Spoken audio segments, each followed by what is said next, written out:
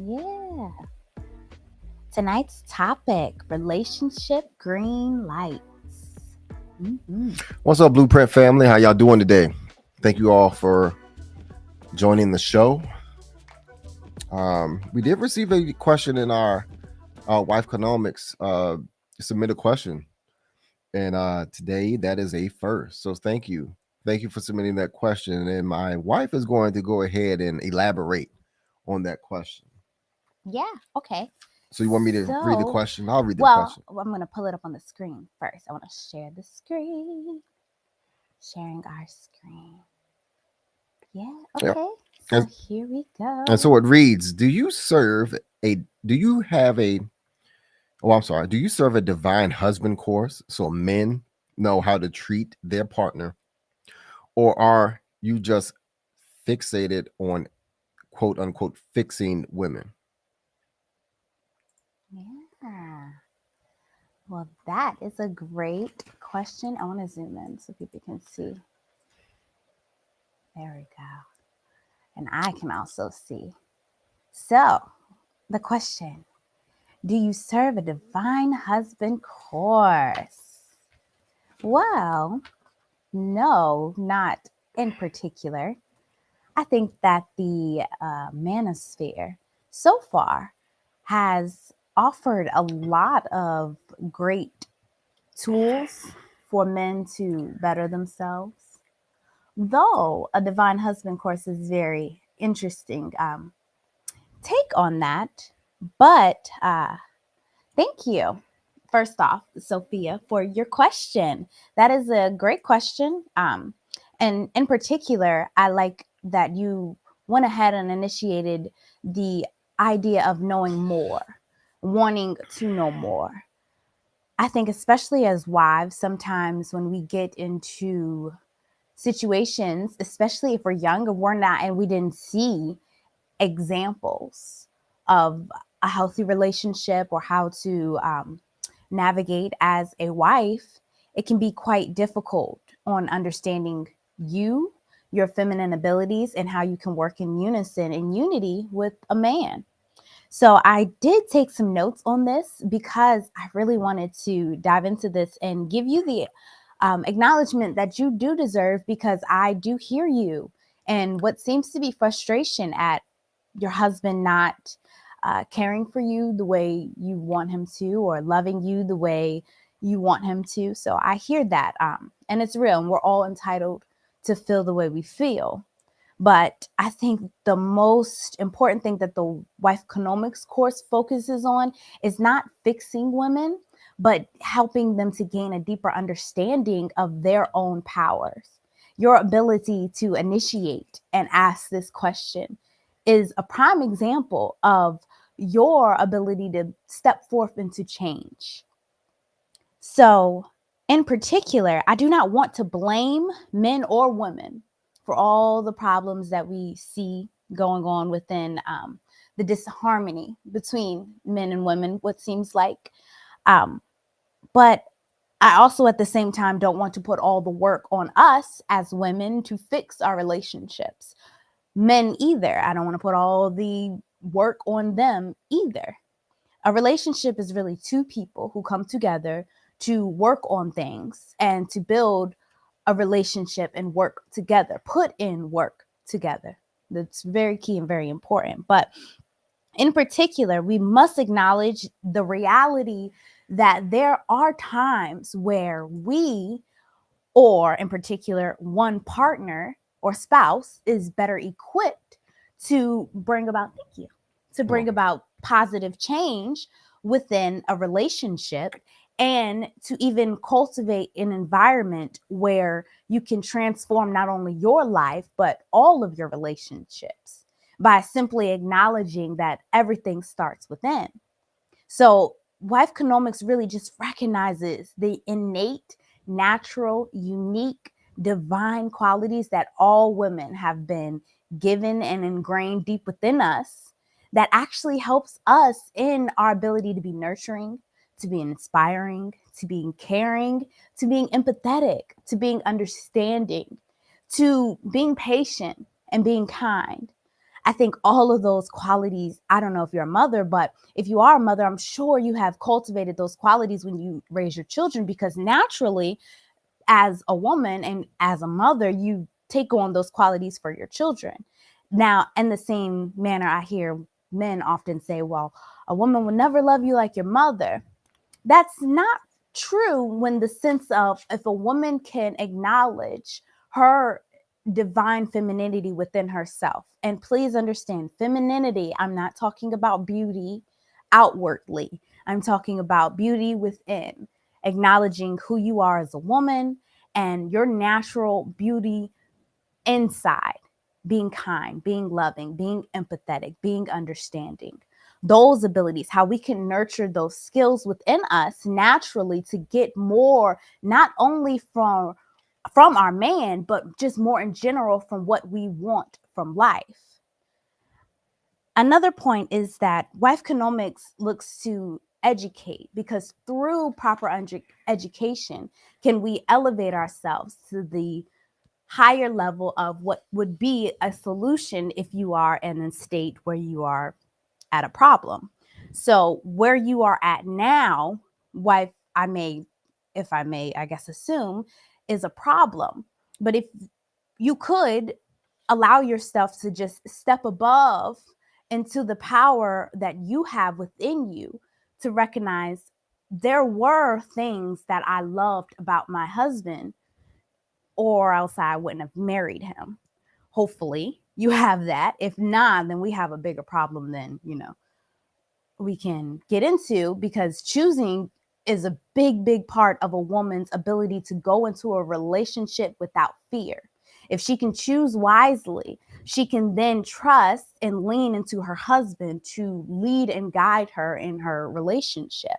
And then that will be able to also allow her to want to inspire this man if he isn't working at his optimum best that she may usually see him at, or that she may have seen him at in the past, possibly why she wanted to be with him. So just the idea of recognizing that there's a lot of power within you is what Wifeconomics acknowledges, and bringing in the divine aspect of, when you allow yourself to operate within harmony of what God has intended for the union of a man and a woman, and your natural abilities that were given to you, your divine feminine abilities that were given to you, when you are obedient to that, you gain favor by God. I'm not one to quote the Bible, but you gain favor and protection.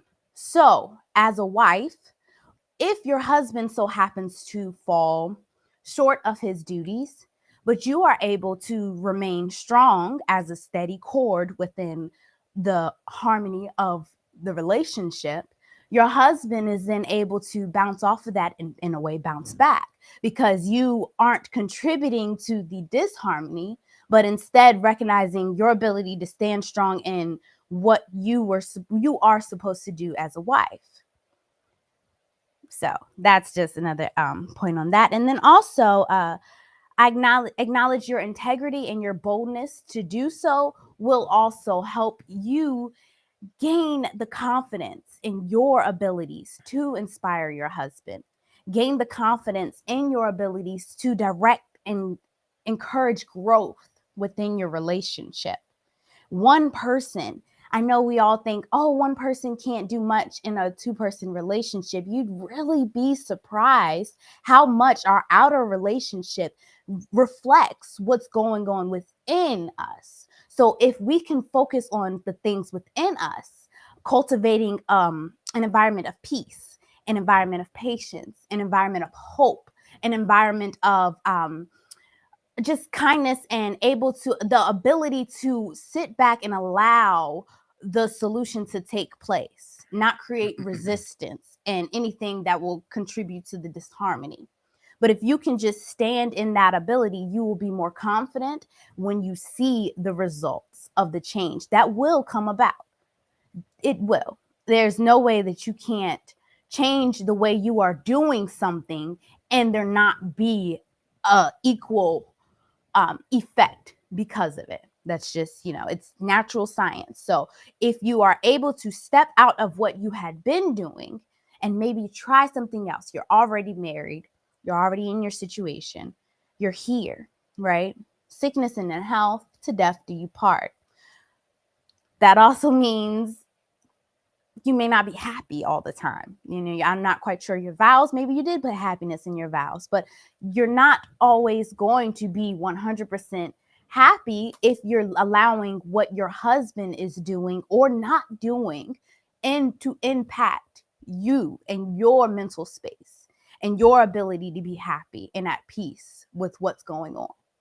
So I can know that was a kind of dense response to such a short question, but I really wanted you to see and gain understanding that in no way do I think any woman needs to be fixed. I think that we haven't had opportunities to really learn and understand and cultivate the skills of what it takes to make a marriage last a lifetime. Men and women are different. We are distinctly different. We need to learn about our differences and then how we can work in unison and bring our differences together to create something beautiful, to play our own unique roles in what is a bigger, much bigger plan than you can ever imagine. So if you could just understand your ability as a woman within yourself, especially when you choose to be a wife, and the great power that is then given to you if you stand in this, recognize it, and accept it. You've already shown your great bravery by submitting a question on the website, so thank you for doing that. And I also encourage you to go further. You could schedule a consultation with us. We'll take couples on too. I think it's nice if you have an issue with your spouse to bring them along. Honesty and communication is huge when it comes to cultivating change. So maybe there is some dialogue that you may need help facilitating, and we will be more than happy to do this. So just, thank you again. Call into the show if you, I don't know, you submitted the question online, so I don't know if you would be even bolder to call into the show if scheduling a consultation is not something that you could do. But call into the show and we'll talk about it then. But again, I don't think as a woman I am equipped to tell a man how to be a man, but I pretty confident in my ability to equip you with your understanding and skills of how to become a feminine asset and inspire change and create one of the best relationships you can create for yourself, your kids, and even your community when you really, really tap into yourself. So thank you again. I have ranted on to this. Babe, do you have anything to say in response to this question? No, well said, honey. No, yeah, I do. I have something to Good. add to that because what I see is this. Like my wife said, the men have a lot of support as far as husbands. I believe, we have the barbershop talks. We have other men and mentors in our community that we can talk to as far as husbands go, and then also our wives. I mean, we look to our wives through proper communication. So if there's anything that needs to be, I guess, taught to men who are already in relationships, it's more so understanding your wife, I believe. Because let me drop this on you. In our first video, we stated a lot of statistics on why we started this channel, and then also why my wife started the Wife Economics courses for culturing women to be wives, to equip them with tools to help further their relationships, and then ultimately to stay in their relationships. That is the whole goal of marriage. So one of the statistics that brought all of this into full circle for me was the fact that 80% of divorces are initiated by women. And I say that because that was one of the main importance of my wife creating this Wife Economics course, was that we are inspiring the change of those statistics and trying to bring these statistics down. Why is it that 80% of women are initiating divorce? What we had uncovered in that first video was the fact that the number one reason why people are getting divorced is irreconcilable differences. That could be a multitude of things. But ultimately, what that means is that you all are not getting along. That's it. And then the woman decides, 80% of the women in divorce situations decide to get a divorce and no longer, and they quit on the relationship. So what Wifeconomics does, it allows women to better themselves, allows women to better communicate, and ultimately what it does, it helps to save marriages. It helps to save families by proper education and understanding their spouse. That's what Wifeconomics does. We are not trying to fix anyone by all means, because to be honest with you, this is a self-help course. So all we're doing is unpacking all of the tools that you need. It is up to you to want to take it and apply it into wisdom in your relationship. That's the bottom line. So no, we're not interested in fixing anybody, to be honest with you. I'm not interested in fixing anyone. My wife isn't, because quite frankly, we can't fix anyone. What we're trying to let you all understand is that it's up to you to want to care about these statistics, care about the fact that 46% of children growing up in America are growing up in single parent households. We want to care that because of these children growing up in these single parent households, they have a higher risk of incarceration rates, dropping out of school, illiteracy, failing, mental disease, a shorter lifespan. That is what we're doing here. We're doing this all for the future and then also for the children, because the children didn't ask to be here. I didn't ask to be here, and I'm a product of a single parent household. And we had to trial and error things in order to get things fixed. But Wifeconomics gets rid of the trial and error portion of it, because we are giving you the tools so that you don't have to walk into your first marriage blind, women, not understanding what red flags are when you date. Not even understanding men. Right. Or not even understanding men in general. Even you said that the main part was that we're not trying to fix people. And that's so true, because it was Gandhi who said, be the change who you want to see in the world. Right. So that meant that you can't change people. The only thing that you can do is change yourself. The only thing. And understand, change isn't always bad. Change is growth. Change is life. You grow and you understand, and then you are able to make better decisions and ultimately have a better life. Right. Wifeconomics in particular looks to deeper the understanding of a woman with her natural feminine ability to be a wife. There has never been a course that taught us how to be a wife, but how many feminism classes are out here? Right. I mean, that's in college. How many? Right. How many? Where are the wife courses? And then we wonder why 80% of wives don't feel supported, that they leave their marriage. They give up.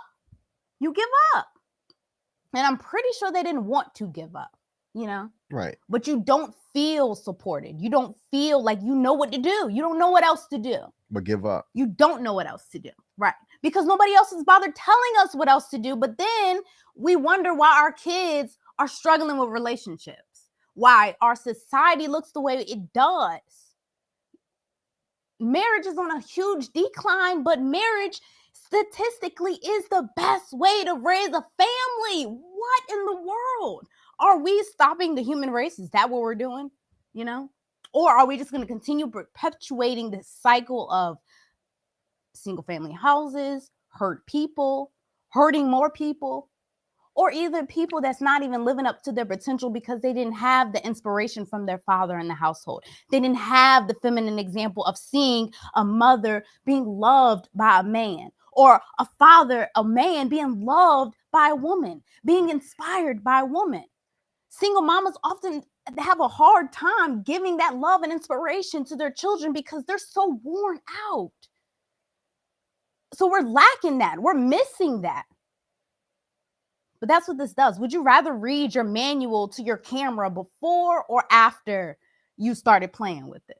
Before you started recording stuff, before you started doing stuff? Well, you don't bother reading the manual. You just say, wait, I'm gonna just go through it and keep flicking with stuff until I figure it out. Or would you rather have the manual? Would you rather read the manual? Successful things that have not only helped us in our marriage and keeping our marriage going, things that other people have done within their marriage, wives that have tools that they have used to help troubleshoot hard issues. 2 weeks within the Wife Economics course, a whole 2 weeks, is focusing on simply communication and nothing more. Communication and troubleshooting communication within your relationship, because it's so important. It's so important in just troubleshooting and understanding that not everything requires you to give up. You don't have to all the time. And then on top of it, let's equip young girls with what they need to know with how to choosing the proper husband, what a man is, understanding what a righteous man looks like ahead of time. We all want to know what that is. Young girls need to know too. How many young girls out here got their daddies in their home and helping them scout these men and choose the correct husbands? If you don't have that, then you definitely need this course, because then you're going to be picking those wrong men, those same men that we talked about all week. Those wrong, not for you, not for your best interest, not for your growth, not for your sustainability. Sorry for my rant. Not sorry. Sorry, not sorry. Yeah. Seriously. Green lights. Let's get back into our topic. I guess that's a good way to segue in. Seriously, though, thank you for this question. Any other questions? Instagram, you can't quite see. If you tune into our YouTube, you could see the question that was submitted. Thank you for the question. I really wanted to take time on this question so that people understood that we really are doing this for the community. No other reason, like minus except our kids, trying to create more relationships so that our children are growing up in a better environment and are also able to go and build relationships with other people, other good families, come together and create other stronger communities, stronger nations. Well, what's all this? Why we want to get weaker? Why don't we want to grow stronger? Why don't we want to do the things that will help us grow stronger? I guess that's a good segue into the green lights of a relationship, because these are the things that are very strong. These are the things that will hold you through in a relationship, and that if you recognize them and you see them in a person, you be ready to go. You know that these are things that will help you sustain your relationship and carry on. So, yeah. Babe, do you want to? Because I feel like I have been ranting. I might need some water. Do you want to start? Yeah. Yeah. So the green light. So basically, bottom line, layman's terms, this is how you know that someone likes you. That a relationship can prosper, can grow from these basic characteristics. And they are, to be honest with you, the opposites of what we had spoke about yesterday. But this time we're putting it in the perspective of the green light behavior, pretty much. So to dive right on in, number one, respect. When someone respects you in the relationship, so that's healthy relationships are grounded in feelings of admiration and esteem. Respect is demonstrated when we talk to someone kindly and truthfully, and when we act in ways that show we value their time and opinions. Proper eye contact, being clear and present, listening, active listening, participating in dialogue, caring about what the person is having to say. All of those things show signs of respect. You know, not yelling, not shouting at someone. You know, smiling, enjoying the conversation. You know, and then also paying attention to what your mate likes, and then surprising them sometimes with what they like to do or whatever the case may be. Just showing levels of respect by far will let someone know that you're interested in them. So that's a good thing to keep in mind is, does this person respect me or not? Yep. You know, and if they don't, then maybe you need to. That's a red flag. Yeah, that's a red flag. So we're trying to, if they do, then that's a green light. Yeah. So that means you should need to take your situation further with this person. Because women in particular know that men really do spell love, respect. Believe it or not, I think men value respect maybe over love. If you respect him, I think that will communicate and resonate deeper than you telling him I love him. I love you. I really think that's a big one for men in Right. particular. Yeah. Right. Yeah, respect goes a long way. I mean, there's a lot of there's the things women as wives, men like to be respected because they're providers and protectors. They're paying bills. If they're the breadwinners, the man is paying their bill, paying everyone's bills. The children are fed. Um, you have a roof over your head. I know I hate, women probably hate hearing things like that, but I mean that's just a matter of fact. Those are ways to show that a man respects you. Also, the way that he talks to you, not calling you out of your name, vice versa. The wives too. Even if you're in an argument, there's no reason to call someone out of their name in an argument. Yeah. It's not. So there is that is by far I think the number one. One of them, yeah, I think that's probably the number one, respect, because I'm a man. That's how I know that someone is interested, is because they're showing you respect. Yeah, and women, it's okay to respect a man just for being a man. And that is the beauty in resting in your femininity, is because you're understanding a man's grip strength is stronger than mine. So I have respect for him being a man. He's bigger than me. I respect that. That's okay. Whoever said that wasn't okay? You want a man to protect you.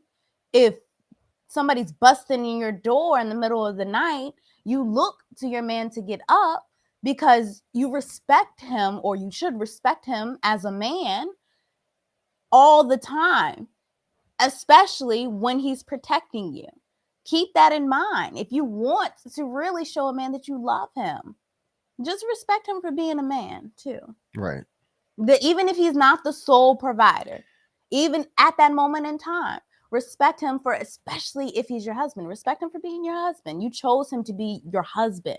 When a woman chooses, or when a woman accepts a man's proposal, you are saying that I respect you as the man that you are to lead me.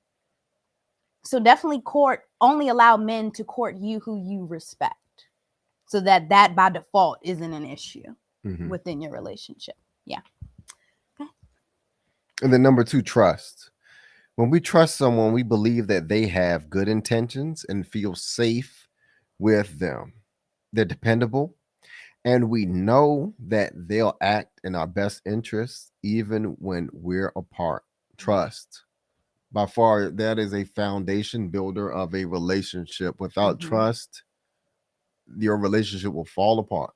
Yeah. I always say that you should be able to trust your spouse. You will trust them so much that you allow them to look through your phone unlocked. You don't have to sweat bullets. You don't have to worry if you leave your phone in the car unlocked. That is by far today's terms as the ultimate sign of trust, is having an unlocked phone beside your spouse. My wife has all of my passwords.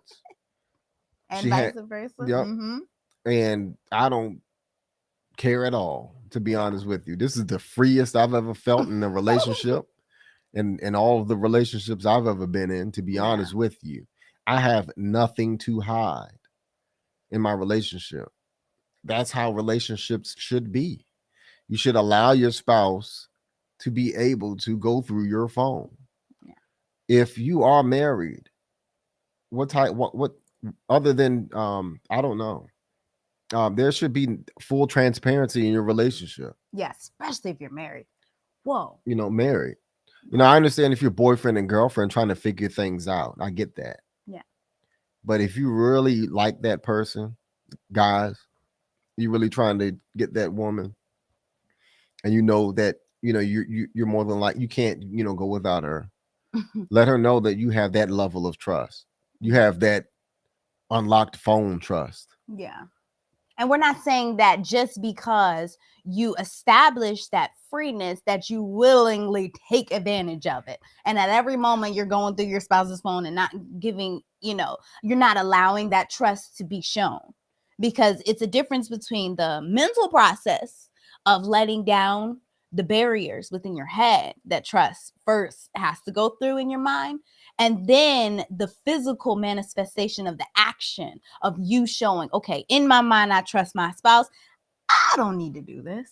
I trust them, Right. Because if you're doing that, if you're doing, I'm sorry, I don't mean to cut you off. If you're doing that too often, then you have you got bags you need to unpack, because you're showing signs of distrust from your previous relationships, to be honest with you. Or either you've never seen trust exhibited in your life, Yeah. to be honest with you. I think it's a normal thing to leave your phone unlocked, or have that unlocked phone love or trust, rather. That's healthy. That's the ultimate healthy sign of trust. Yeah, because there's no fear with it then. It's, right. You let go of that fearfulness that, you hold when you don't know. Oh, what's behind the lock screen? Right. But then, yeah.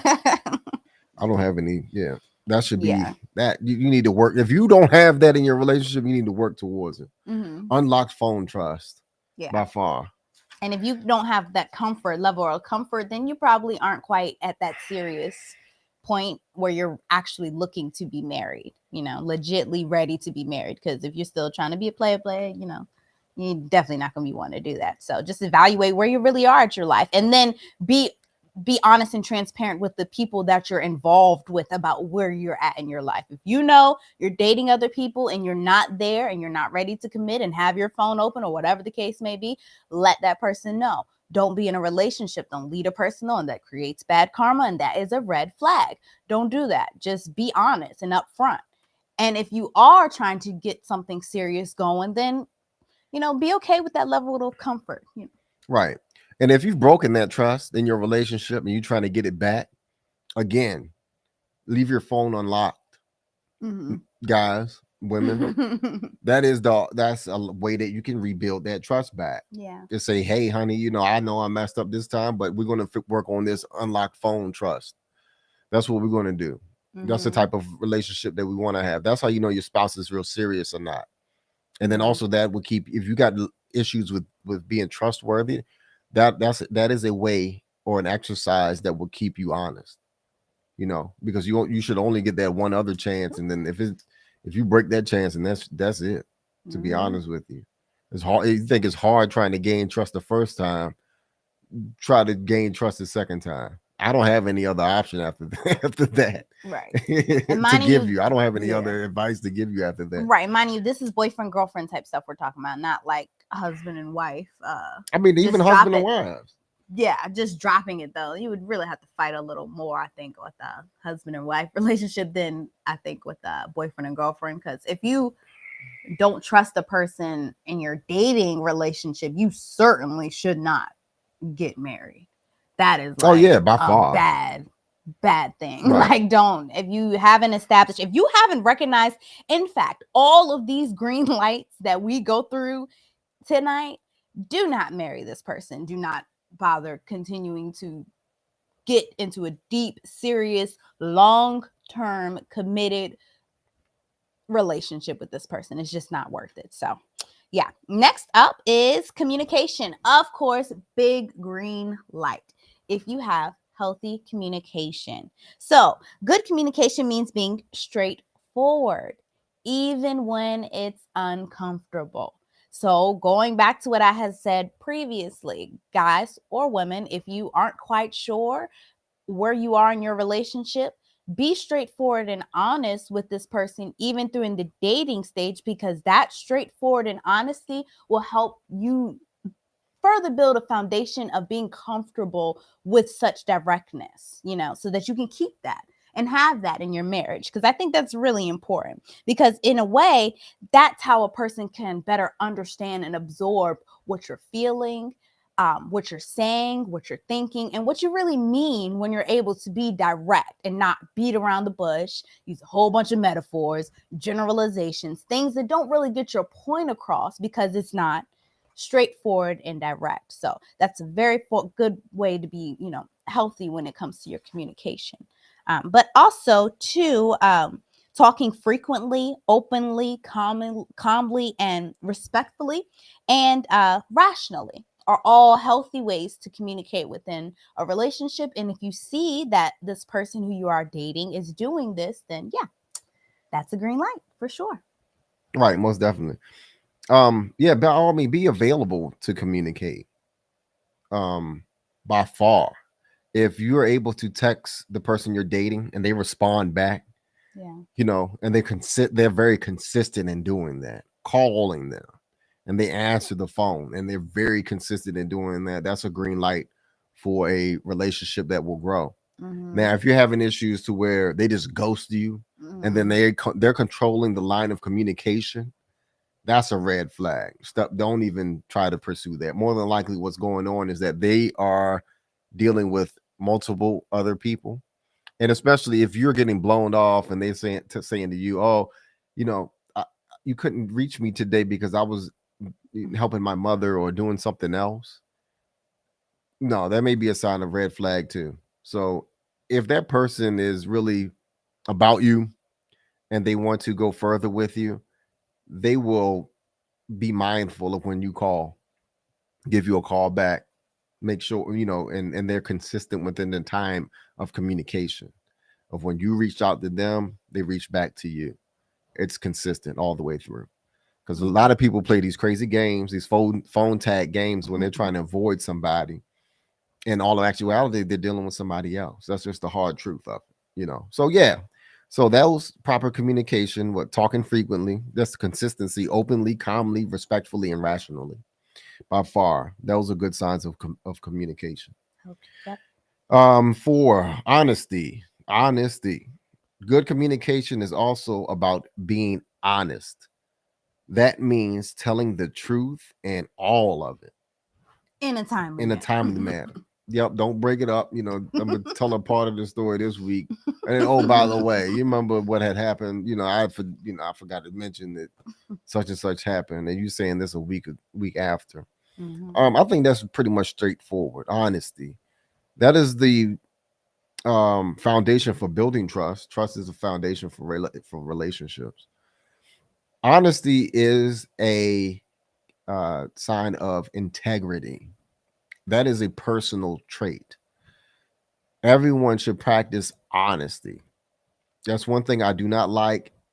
Is a thief and a liar, because they're both are not honest.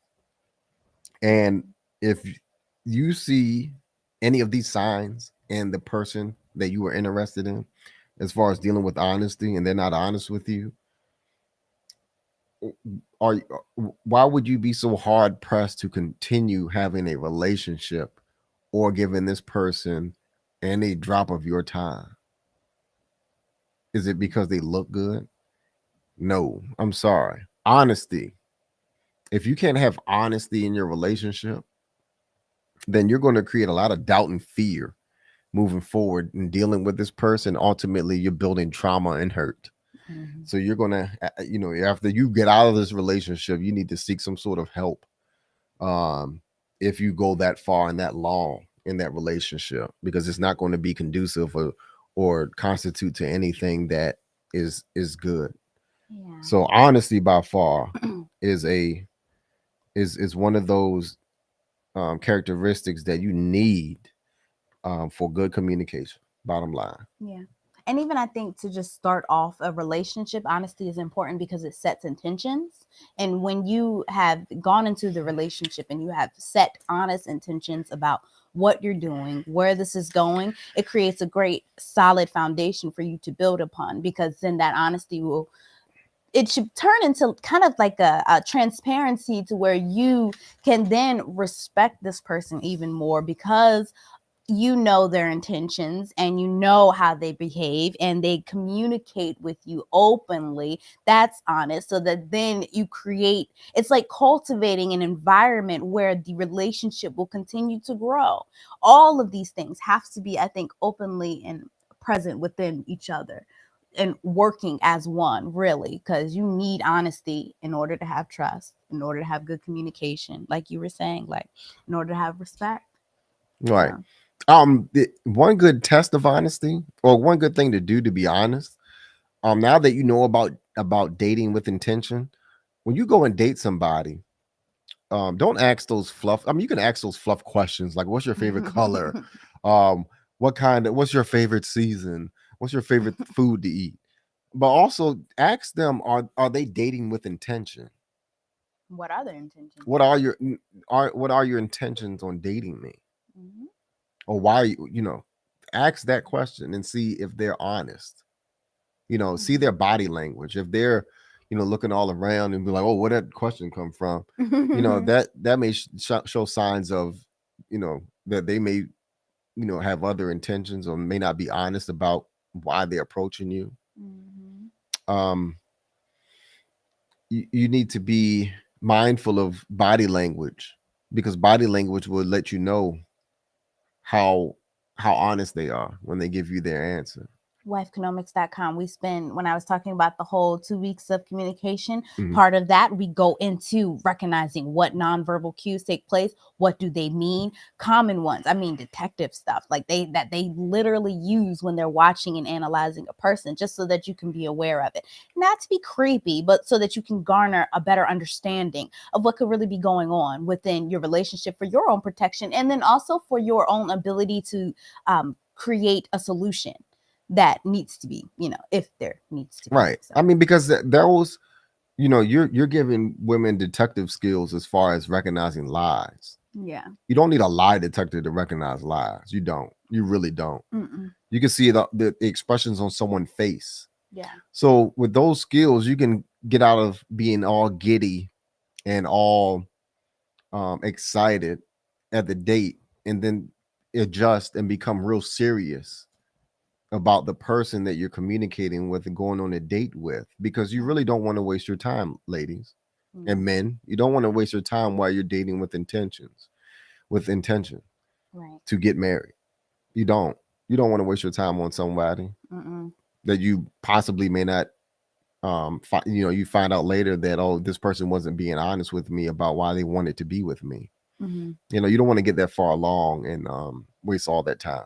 Yeah. That's how you get what scorned, Hmm. that trauma, that, yeah. Yeah, most definitely. Yep. What? Keep it. 5, patience. We all get thrown off balance and make mistakes. Mm-hmm. Healthy relationships take this into account and respond gently with compassion. Yeah. So, having patience in a relationship allows the relationship to grow. Patience will also to allow you to get closer to the person you're dating, and then also it will allow you to learn to understand this person. Mm-hmm. um when you're dating somebody, you need to be learning.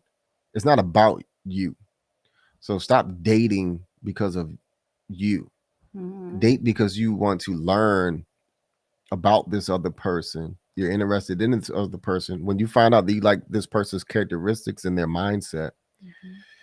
then you need to be patient in understanding them and communicating, how better Mm-hmm. communication with them. So don't go into the relationship with selfish thoughts, and don't go into the relationship with thoughts of fear and lack.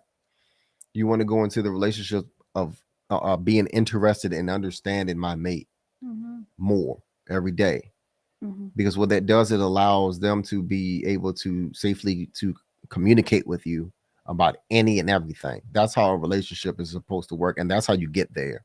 Is with patience and trying to understand your mate, not just ignoring them. Because when you start ignoring your mate, then you're in the relationship really for you for your own benefit. Mm-hmm. A relationship involves two people, Yeah. and then don't forget that it does take patience to grow a Yeah. relationship, a strong relationship. So I promise you that the more you are in the relationship to better understand your mate and to figure out what they like, Yeah. then it will grow. And vice versa, they should be doing the same thing about you. Yeah. And that's important to do early, Right. very early on, because I think it requires so much more patience when you're in a marriage, way more than when you're dating. Because I think the giddiness feelings that you were talking about, the honeymoon Butterflies. feelings, and all of that just makes it all so, it's a better cushion to when you really then get into, all right, this is the person that I'm with, and this is I've chosen to be with, and now I'm married, and we have our ups and downs of life, because that is life. Like, ups and downs. It's never straightforward. Like, literally, it's just not. So you have to be patient when your husband or wife makes mistakes. Be patient in understanding if they have fallen off their game. If they have, I think when you're in a relationship, in particular when you're married, and it's two people coming together to make one, right? You don't just try and move forward if your other partner is not up to speed and ready to move with you.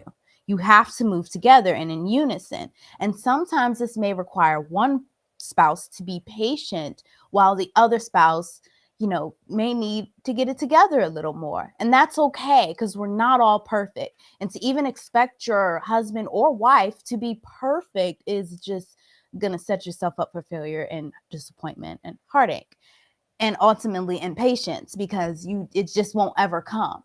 Just be okay with being patient and allowing life to be life, and you to grow and learn your partner, like my husband was saying, and actually enjoy life and the beauty of the now. um an example of patience is when after an argument, or while you're arguing, you, often at times you may need to take a break from each other, separate, Mm-hmm. cool down. That's the time to show patience, as opposed to just arguing with the person, trying to get them to see your point, and then hurry up to resolve. Don't rush the resolve part of the argument. Don't do that. Have patience, cool down first. Sometimes it may take a day, it might take 2 days, 3 days, or whatever the case may be, but you want to resolve that problem so that you both understand each other and know what you do prior to blowing up next time.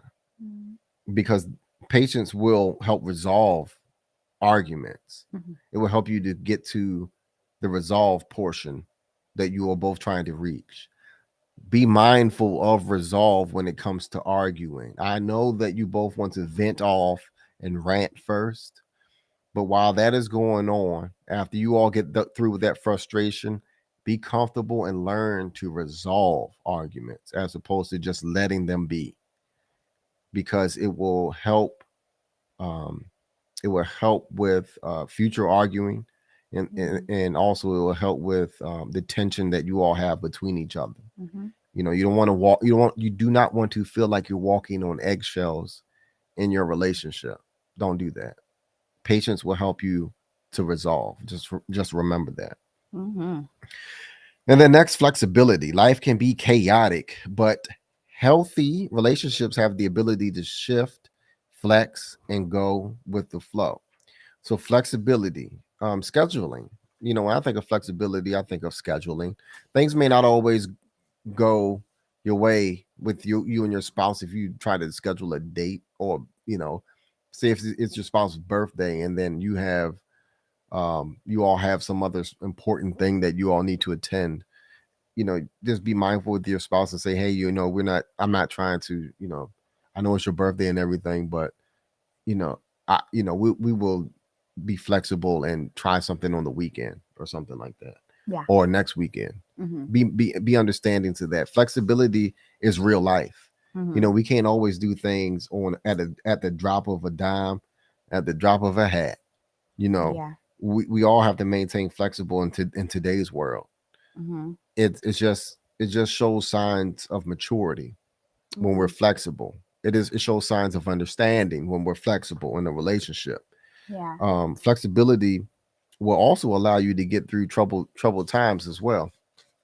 I'm Yeah. trying to think of an example, Well, but if I could, I think in go ahead. particular, a great example was be flexibility when it comes to when you're dating.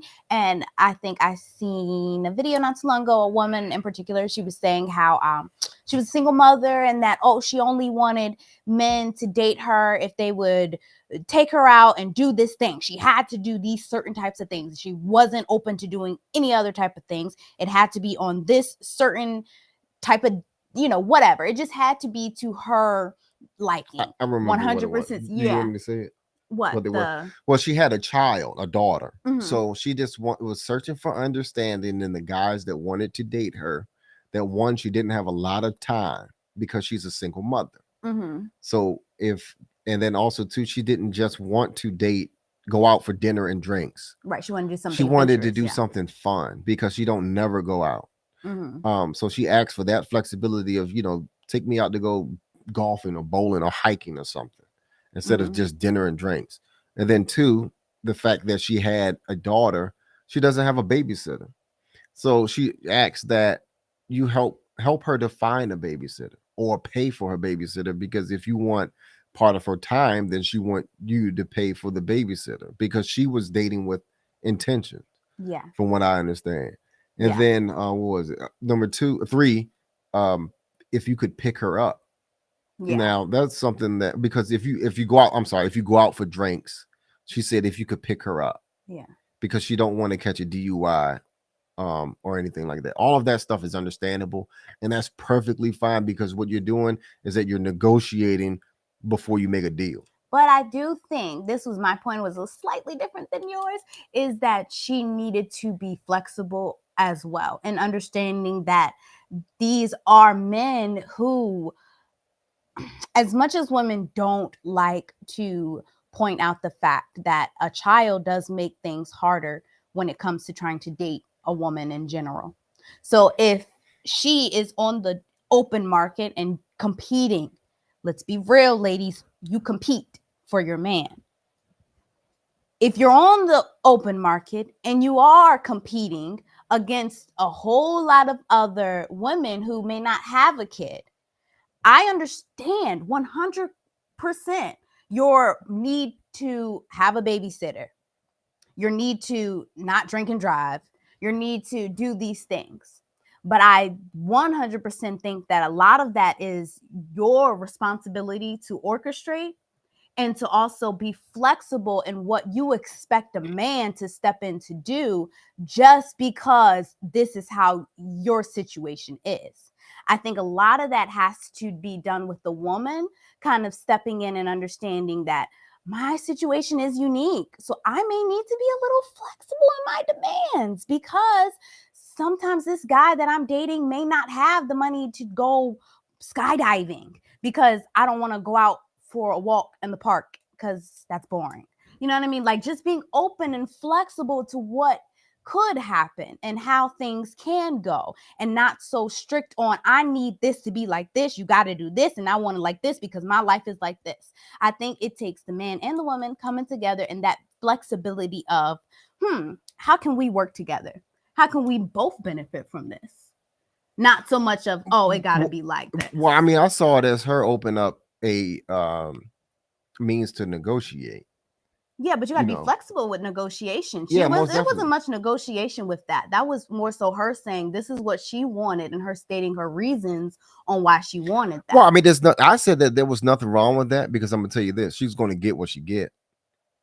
Whether that means if there's nobody that's as flexible as what she needs, then she ain't gonna get anybody. That's just the bottom line of it. Right.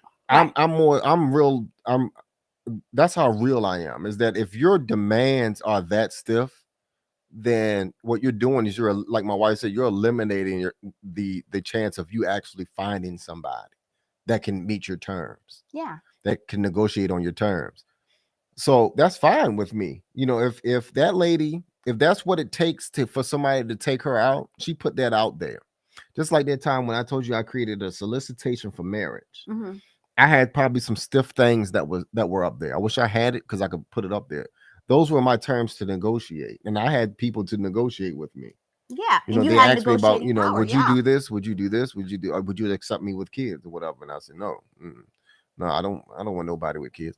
But the thing is this: um, you are showing levels of maturity by being transparent with somebody to say, hey, man, I'm tired of going out on dinner dates. Let's go.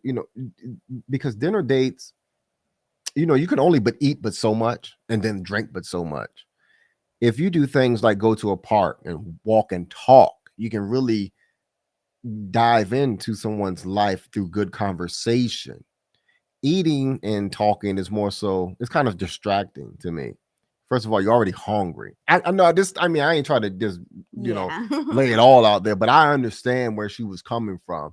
Why she didn't have a lot of time, why she didn't want to go just on dinner dates and drinking and things like that. I Because think, it takes yeah. more to really understand somebody, where they're coming from, their background, and if they're dating with intention.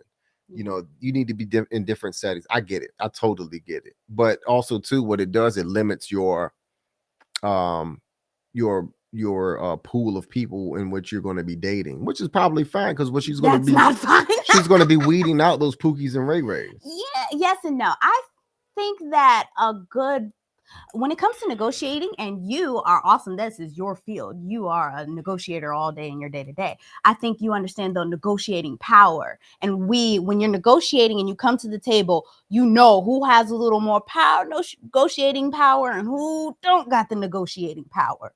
And it's really important for you to recognize, to be aware of where you are in terms of your negotiating power, so that you don't limit your pool, so that you aren't not allowing people that would be good fits for you, but because you're so fixated on how you envision things to be, you're not allowing that flexibility of maybe a man who can't do that 100% but can do things a little different way, but is a little bit intimidated because you're telling him it got to be like this.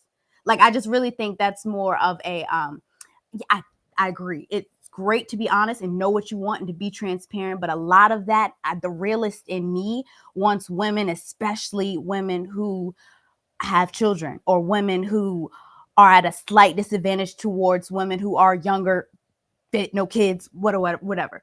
On the competing scale, let's be real, for you to understand where you're at, and then to make yourself more appealing, not make yourself less appealing, less attractable, because then you're not increasing your odds of getting somebody. She can't though. She can, and it's by making yourself more attractable. She can't though, because if she's trying to make herself more attractable, then that's a lie. She's not. She already has being flexible is a green light. That's more attractable, I think. Yeah, but she's telling you that she can't be flexible. So that's a red flag. Yeah, right. But she can't. That's what I'm telling you, is that that lady in that situation, she can't do it. But she can negotiate. She's leaving it open for negotiation, and that's what I appreciate. Yeah, is that women with children, if you know that it's harder for you to go out on a date, and then and then a man who's dating you, of course you don't want to bring your child out. Right. You let them know ahead of time that say, hey, I don't have anybody that can watch my daughter. So is there any way that you could help me find a babysitter? Or let alone, if you want that, just ask. You can ask the man too if he's willing to put up the money for the babysitter. But I'm gonna tell you this: it's either going to be a yes or a no, and then following that yes or a no, he may not even see you again. But that is the risk that you run because of the situation that you're in. Yeah, it just is what it is. You're just dealing with your today life, your realistic life. Mm-hmm. You're at a disadvantage with a girl who doesn't have a woman who doesn't have children. Yeah. That's just the bottom line of the reality of the situation. But that's the reason why I said that I appreciated that. And I said I saw flexibility in the art of negotiating. Mm-hmm. It's okay to negotiate and compromise Mm-hmm. when it comes to courting, dating, and marriage. You know, Mm-hmm. Yeah. flexibility is in all of that. Yeah. You know, And these are all the green lights that's a things that you good definitely need. conversation. Yeah, yeah, for sure. I definitely understand your point of view. For sure. For sure. I mean, I understand when you come into too, you're limiting Mm-hmm. yourself, but I mean, at the Yeah. same token, is you know, the woman who has her children already is undervalued because she's not as flexible as the girl that doesn't have children. That's just bottom line. It's being Right. real. So, with this being the green light, one of the green lights that we are talking about, though, I am a strong advocate. I think the main reason of why I created Wife Economics was to give women an advantage of knowing these traits and how to do these things and how to, Even if you have children. yeah, even if you have now set your part out because you're understanding this is a dating pool. And now more than ever, not that many women know how to be wives. There's no course on that. There's plenty courses on flexibility. But now you have, I mean, on feminism, sorry. But now you have a course that's actually going to help you, give you an advantage, push aside that trial and error, help you understand men so that then you can understand how I can be more flexible, how I can exemplify these green lights: respect, trust, communication, honesty, patience, Right. all of these are the green lights that we're working on within the course and that you can also recognize within your spouse and within yourself. So we have definitely gone through this. What's up, Instagram Live people? What's up, Facebook and YouTube Live people? We had a couple more, but we're going to run through the rest of these green lights because we have been ranting and talking for a while. Yeah, but it's good Yeah, though. Good this is conversation. good conversation. So y'all go head back to that live stream if you missed out in the beginning what we were talking about. We had our first question coming in and we have been hitting on some great stuff all throughout. So hit us up on YouTube to see the beginning of this live stream for sure. Yeah, but don't forget to hit like and subscribe too as well. If you're a new Yeah. viewer, we really appreciate the subscribes. Yeah. And keep that going. Thank you. Yeah. And then so number 7, empathy. Mm-hmm. So the topic is relationship green lights. Mhm. So how you know someone is interested in you. Yeah. So next they're going to be showing signs of empathy. It's important to be able and willing to put yourself in someone else's position and imagine their perspective. That's what empathy is Mhm. imagining what they're going through and understand and trying to seek that understanding of what they're going through, Mhm. their feelings and how they feel, Yeah. even if you disagree with their opinions. Yep. So of course, yeah, so if someone telling you about a story and they had a bad day, Mhm. just don't blow them off. Just trying to figure out what led them to have a bad day, and then try to relate with them and say, I understand, that had happened to me before. I'm sorry you had to go through that. Mhm. Care about what people are saying, how they are feeling. Mhm. That will carry you further into the relationship. Yes. Because we all need someone to talk to. Yeah. Provide that safe space for that person to vent to you about their day. Don't just, for men, it's kind of hard for us to be like, oh my goodness, like, she's just ranting on and on and on. Don't do that. Actually provide clear, present eye contact, be a good listener, and then provide some emotional feedback. Mhm. What I learned too about being married is that you don't always have to fix things. You just Mhm. need to be a listener, because more than likely I can't fix my wife's emotions. Mhm. I can only seek to understand those Mhm. and why she feel the way she does. That's all women want in those situations when they're talking about how they feel and what had happened to them. Just say, I'm sorry that happened. I understand. I can relate to that because this has happened, to me one time before, or whatever the case would be. Or if you don't understand or never been in that situation in which they express to you, then you can say, I'm sorry you had to go through that. I hope, you never have to go through that again. Yeah. And women being empathetic to men as well, because a lot of the times we don't think that understanding what a man is trying to say is a sign of empathy, but that's a huge sign of empathy. And it's a great opportunity for you to show green light. I am great wife material because I'm willing and able to hear and understand and see, man, men go through a lot more different things than we do as a woman, and women, I'm not discounting the things that we go through too, but just being understanding of the fact that we both go through things. And if we can just see both sides of the coin and try to come together in unity so that we are all getting what we want from our relationships. This is what this is all about. This channel is all about cultivating a conversation so that we are able to better articulate to our spouses, to our people that we're courting, who are dating, what we need, the green lights that we are looking for so that we're able to build solid relationships. Okay. So next is reciprocity. So that was a big one because kind of funny because if you go back to the Reciprocity. If you go back to the red flags we talked about last night, this was definitely a big one, and it's kind of like all of them. When you see your either it's a green light or a red flag, if you are doing things for someone and you don't see them returning that to you, that's a big red flag. But it's a great green light if you do see them doing things right in response. And women in particular, men do great if you can show them how you want to be loved first by doing it to him. So for example, say your man never compliments you the way you want to be complimented.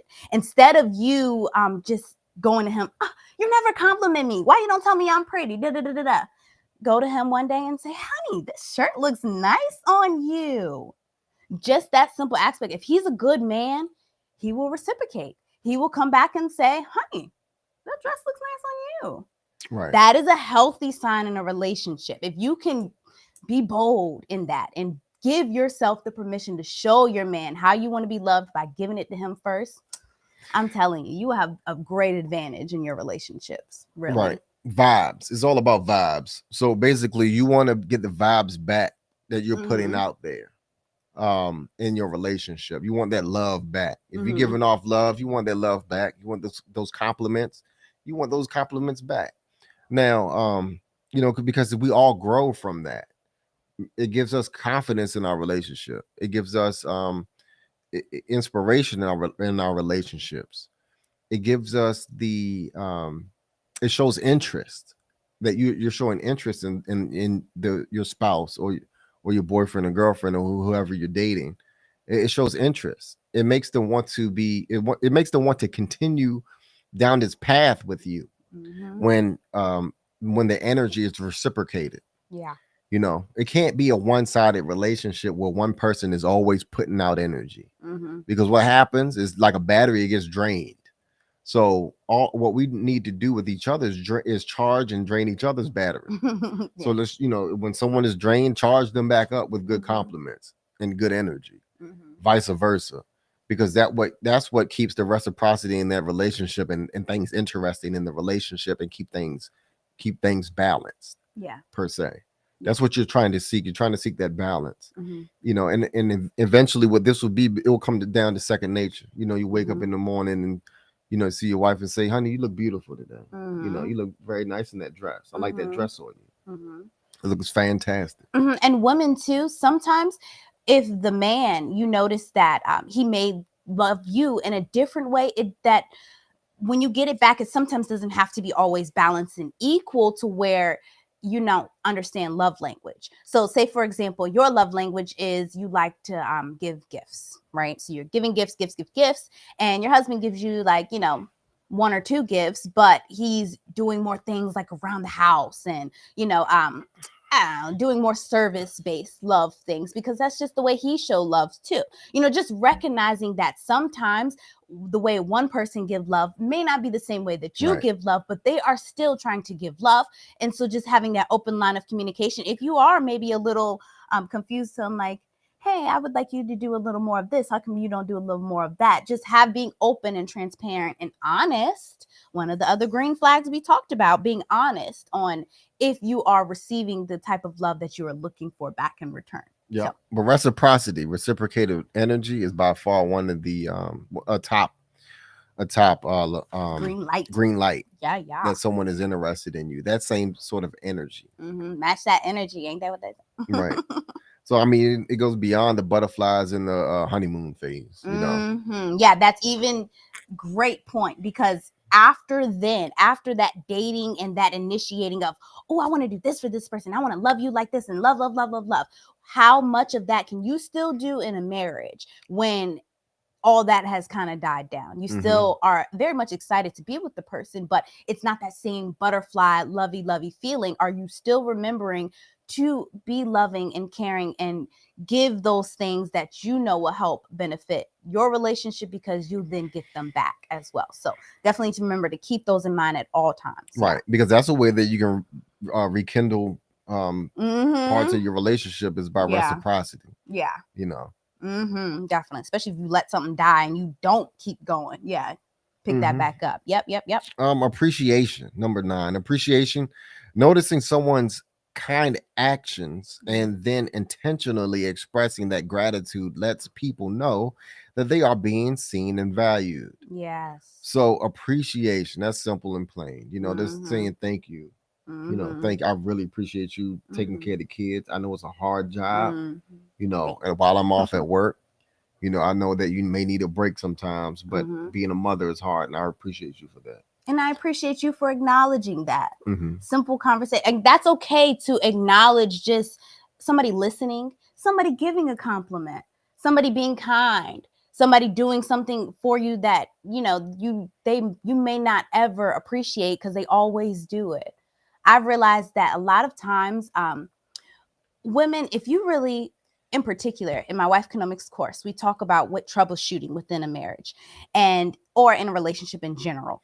If you are in a point where your man just isn't, I guess, doing much of the things that he used to do for you, but he is still doing these little teeny things that, you know, maybe like he'll make your coffee in the morning, or he'll pick up the mail, or he'll pick up the kids when you need to, little stuff like that. One great way to kind of spark up an initiation to do more is to appreciate those little teeny things that you may not think make a big difference to a man, especially if it's something that you've never really thanked him for. You kind of just considered it to be, you know, something he should do, whatever, just, or something that he just does because he's out of habit of doing it. When you take the time to acknowledge that and appreciate that, those small little things, a man will recognize that and then be like, well, I wonder if she'll notice if I do this. Right. And she likes that. Oh, well, I can do a little bit of this too. Right. Yeah, it goes a long way. Much better than nagging. Right. Men do like to be appreciated for the small things. Women, to be honest with you, it really does help boost confidence and self-esteem for men. For you know, especially if we fix something. I don't know if you all play The Sims, that video game, the computer game, but I joke with my wife, like if I go and fix something in the house or install the ceiling fan or something, I like to go back, you know, every 30 minutes, look at it, and just like, you know, I did that. You know, like The Sim, how they go, the whole family gather around. And it's cute because our kids would do that too. Yeah, like appreciation. Or a simple thing like opening a jar. Ladies, my grip strength, I'm telling you, my grip strength is not the best. So when I know I can't open, my kids laugh because I'd be like, Daddy's not home, I can't open the jar. I show a great appreciation for little stuff like that, because it opens the way for the man even wanting to do more, because you're just acknowledging and appreciating the simple things that he do. Women also need that appreciation to men. So I know we've been kicking it here about these women giving it to you. Give it to your woman too. Like my husband was saying, especially if you have a wife with kids, if you are, you know, maybe y'all haven't even gotten that far, but y'all just going through the highs and lows of life, and y'all know that y'all getting it in and she's doing her thing. Appreciate her. Show gratitude for if she's still making your lunch, if she's kind and generous and acknowledging helping you out with the things that you need help with. Just really show appreciation with that, because it goes a long way, especially in those situations of like the alpha beta relationship mentalities that we talked about. If you go back into our streams, we cover how the betas, which are usually the ones that kind of get less appreciation, more taken advantage of, because they don't actually get that support for doing all the work that they do. So men, which are more likely to be the alphas, if you can take the time and acknowledge your woman and the little things that she does for you, it will really go a long way in improving her mental stability and the temperature of the home in general, because she will be more joyous in doing and continuing doing these things for you. Definitely. So Yep. Appreciation, yeah. take your wife out on dates, buy her gifts, Mm-hmm. chocolate. Chocolate is a good one. Whatever they like to, snacks that they like to eat, things Mm-hmm. like that. That's a good way to a massage.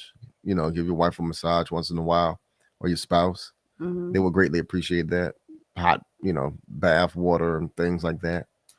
Or even So your date. Like, we're just talking, we go deep into married life because, like, again, a big goal for us is to keep married people married. It's 50-50 on this side. So a big goal of this is to keep married people married, but also single people too. Men, acknowledge your woman when you're dating her as well. Like, be sweet in the things that you yeah, do there chivalry too. is not dead. Yeah. So show appreciation to the highest Mm-hmm. highest regard. Mm-hmm. All right. Yep. So we have 3 more left. So number 10 is room for growth. Yeah. People grow and change and need the room and safety to do that. Mm-hmm. In a strong relationship, it's safe to ask questions, take risks, give honest feedback, and make mistakes. Yeah. That's true. So you Yeah. want to allow the growth in your relationship. Don't be controlling. Mm-hmm. Men and women, don't be controlling in your relationship. Leading a relationship or a family is not about control. It's not. It's about guiding and teaching. It's about coaching. It is about those things. Be receptive. On the other end, be receptive to the leader and the coach of the family. Try to make those things work, as far as the advice that's being given to you, wives, in when the man is in the position of leading, Mm-hmm. um, in the relationship. And women create a space for the man to lead. I hear this so often. A wife comes to me and says, my man's not doing what he's supposed to be doing. He's not doing this. He's not taking charge. He's not growing. He's not providing whatever. All these, the list of things that the man is not doing. But have you cultivated a space that will encourage this growth, that will allow for this growth? Even in dating, women, you've got to be mindful of, are you allowing the growth in the man that you are allowing to court you, or are you expecting him to right off back provide X, Y, and Z in order for y'all to be together? If that is what you want, we go back to how we talked about choosing the right spouse. If that is what you want, make sure that you're writing down and analyzing what type of men can actually offer you that at this moment in time. If you are 25 years old and you're looking to date a man who is also 25 years old, really sit back and analyze. Is he able to offer you off back every single thing that you want, or do you need to allow space for growth? And how can you help? How can you work together? How can you grow together? I think that was the beautiful thing in our relationship. We did a lot of growing together. So I think that ultimately cultivated a lot of the solid foundations that we have in our relationship. So if you can be open to allowing some growth from your man or your woman, men as well. Sometimes men have to be mindful of the fact that women don't grow up in two-parent households as much as we once did, where we can see a woman in her natural role being a wife to a man. So it can be quite foreign. Allow growth. If you recognize that your woman who you want to be with, who you are courting, and you may see that she may need a little help in this department, be encouraging. Wifeconomics.com. We're here for that. Encourage your woman to get help on establishing within herself how she can connect with her femininity, which again goes within. These are traits. Femininity is not outward appearance that this internet has you believing has anything to do with femininity. It's not. Femininity is 100% within you. That's the true divine femininity that was given to us by God. It's that kindness, it's that empathy.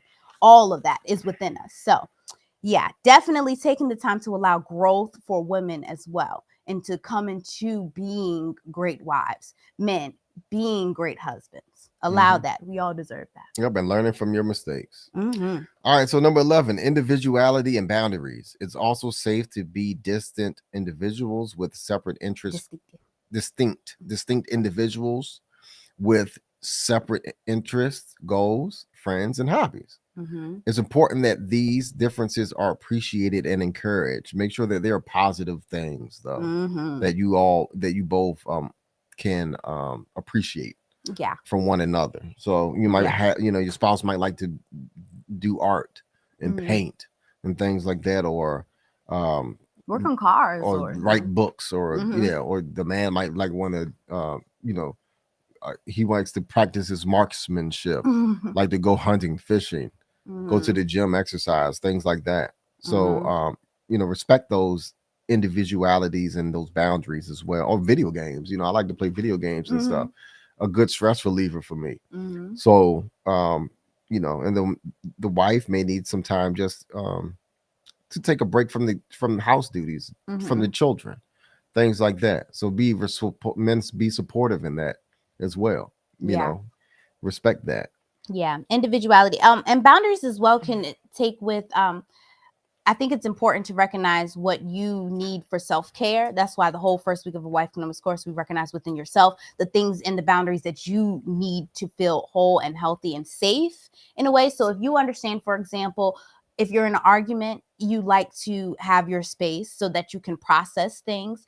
Be understanding to that boundary. If you are dating someone and they tell you, this is a little bit too much, I need to back off for a bit. I'm not saying that the relationship is over, but we just need to process things. I need to handle it. Respect that boundary. That is a green light when you're allowing that person to do that.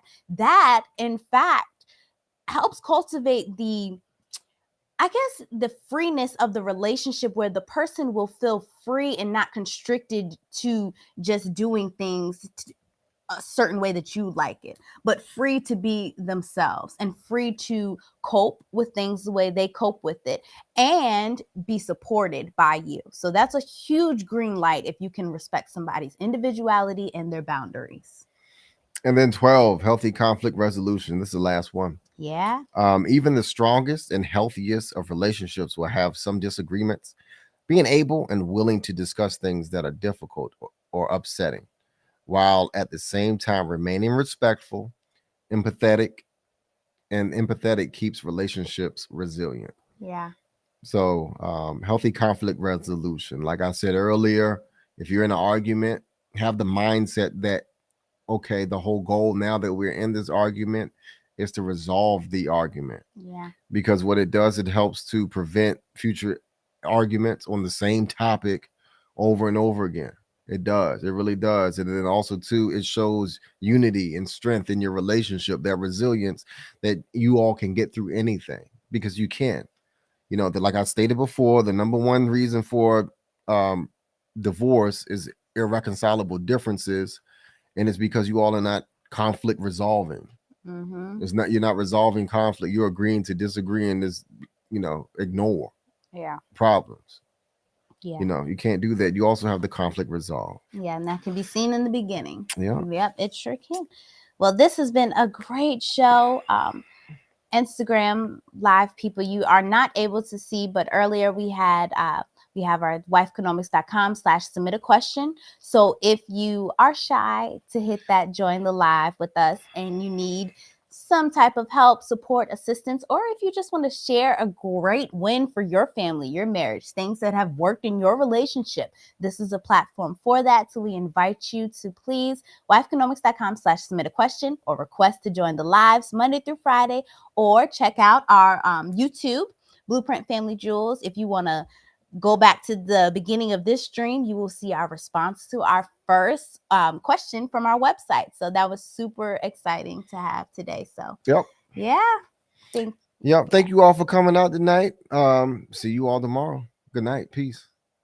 All right.